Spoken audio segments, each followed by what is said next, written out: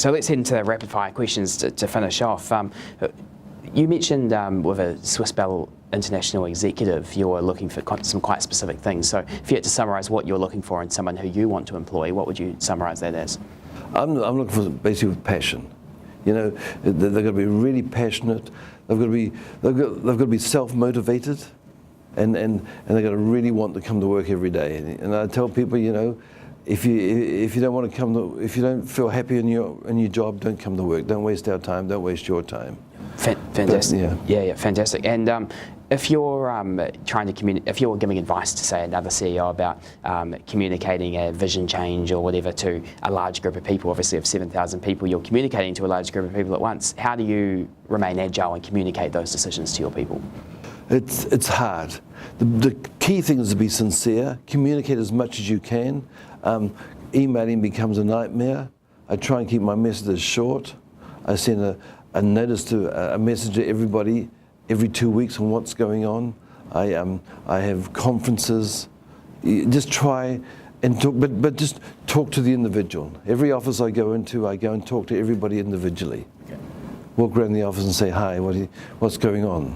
Instead of just, it's so tempting just to dive into your office with a pile of papers. Yeah. And what's the best business book you've ever read? It's got to be Richard Branson. That guy is amazing. Right. You know, he's just the way he does things. Yeah. I just love him to bits. You know, he's been from the bottom to the top. Yep. And I just love the way he never pays for marketing. Yeah, absolutely. Yes. And I mean, I guess a Virgin, you could almost do a collaboration with Virgin. You seem to have similar styles, right? I'm not sure.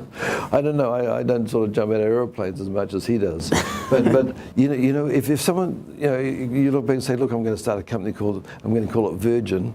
People would have said, you're nuts. Yeah.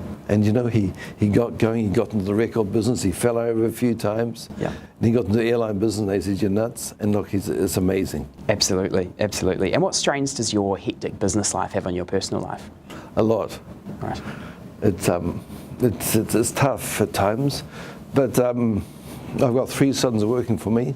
Yep. I have 3 boys. Fantastic. They all work for me. Yeah. They all came back and worked for me in the last 3 years.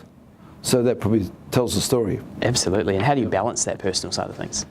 Well, it's they get a bit frustrated with me, but I would say we never not talk business. Right. And my job is to make them think that business is fun. Yep. Okay. And you talk business over a Sunday lunch, and as well as during the week. It's not a 5-day a week. It's a life. And then so it's so they have to learn that I'm not running away from them to do my job. So they come back and you know, we have very aggressive arguments and discussions and what have you. Yeah. We often hang up the phone or the Skype call when we need a breather. Yeah. But that's probably the way the family's in the business. My wife is also involved. Okay, brilliant. And you know, my New Zealand office is actually in my bedroom in my house in Remuera, and we have 4 people sitting there. So it means I have to get out of bed at 7 o'clock in the morning when I'm there. But it's, you know, and then it's all a seamless relationship. Mm-hmm. Perfect. So what would the 16-year-old boy you were think of the man you've become today? I don't know. It just shows that you can do anything. You know, it's not money that drives you, it's success that drives you. And people, I get really upset when people say, when are you going to retire? Because I consider that if you have to retire, it's not good news. Yeah, so it's like you're running away from something. Sure, well, my life's a holiday anyway, because I'm in hotels, I'm in airplanes, but everyone retires to go and sit in a hotel and jump on an airplane. I've been doing that for 40 years. So I retired 40 years ago. Yeah, and what would, if you were looking at your 16-year-old self and giving him one bit of advice, what do you reckon you would say to him? I would say, don't hesitate too much. You know, sometimes I've hesitated more. You know, I haven't realized what I could do, and learn to bring the strength of people around you into you more. You know, don't try and isolate yourself. And sometimes I have not leveraged the strength I've got around me. Right.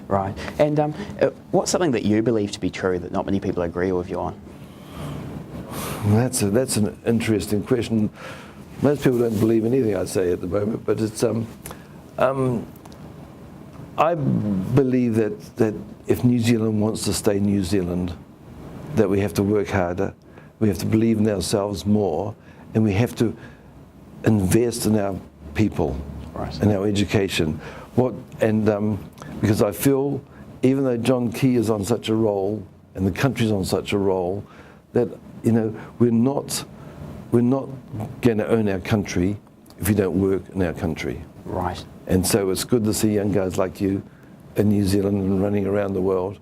And it's good to see people coming back, which is now happening. Okay. And one of the problems, we educated out of New Zealand more than into New Zealand. Is foreign ownership of land and property an issue?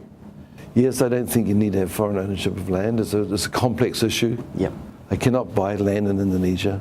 Right. I cannot buy land in China. Yep. It's all leased, and I own a property in Hong Kong. It's a leased property. It does not affect the value. Yeah. But I know it belongs to the people of that country. Okay, right, fantastic. And just to finish off, what quality of mind or state of mind do you think's best served you in your success? It's waking up with a positive approach, okay, but it's also making sure that you see the negatives, and so I'm always very, very positive about things, even when it's totally black. You just sit down and say, hey. And so the greatest thing in my mind was I learned to think when I was 42, when I started doing my own business. Yep. Because even though I was a corporate CEO of public companies, you're not going to die if you make the wrong decision. You only get fired. Yep. If it's your own business and you make the wrong decisions, you die. Right. That's the big difference. Absolutely. And what's something you've learned along the way, not necessarily about business, but about life in general? What's kind of your secret to happiness you've picked up?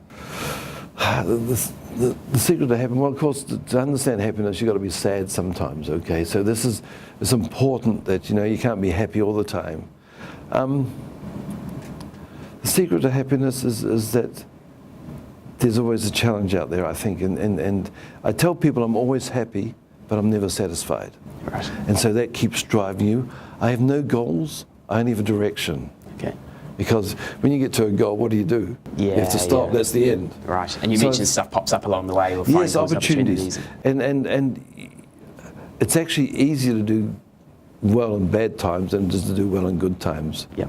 Because in good times you get a little bit relaxed, in bad times you really have to drive hard. Absolutely. So to finish off, I think your story is incredible, and it's so amazing to see. You're not slowing down. That's what I love. You're ramping things up and scaling up. So I really appreciate making the time today. So to finish off, Gavin, can you look down this camera here and tell us what is your $1 million advice for the world of business, entrepreneurship, and making things happen?